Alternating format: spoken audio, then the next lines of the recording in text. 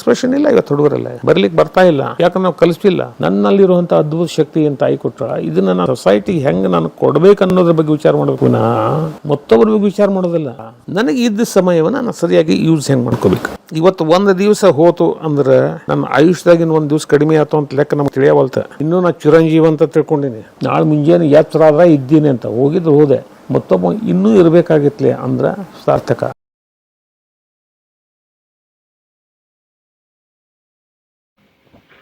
ನಮಸ್ಕಾರ ಎಲ್ಲ ಪುಣೆಯ ಕನ್ನಡಿಗರಿಗೆ.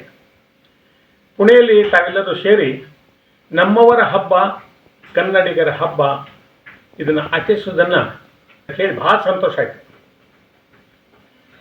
ಹೊರನಾಡಿನಲ್ಲಿಯೂ ಕೂಡ ನಮ್ಮ ಕನ್ನಡ ಭಾಷೆ, ಕನ್ನಡ ಸಾಹಿತ್ಯ ಮತ್ತು ಕನ್ನಡ ಸಂಸ್ಕೃತಿಯ ಬಗ್ಗೆ ಎತ್ತಿ ಹಿಡಿದು ಈ ರೀತಿ ಆಚರಿಸುತ್ತದನ್ನು ಕೇಳಿ ಭಾಳ ಭಾಳ ಭಾಳ ಹೆಮ್ಮೆ ಅನ್ನಿಸುತ್ತೆ ನನಗೆ.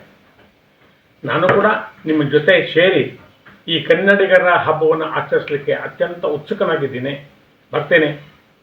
ಅದಕ್ಕೆ ಬೇರೆಯವರು ಹೇಳ್ತಾರೆ, ಕೂಡಿ ನಡೆದು ಒಡಗೂಡಿ ಪಡೆದು ನುಡಿ ಹೇಳಿ ಕೇಳಿ ಕೂಡಿ.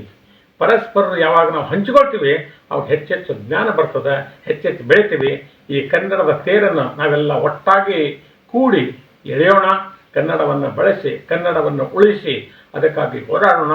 ಬನ್ನಿ, ಕನ್ನಡಿಗರ ಹಬ್ಬದಲ್ಲಿ ನಾವೆಲ್ಲ ಸಂಭ್ರಮಿಸೋಣ. ನಮ್ಮವರ ಹಬ್ಬ, ಕನ್ನಡಿಗರ ಹಬ್ಬ.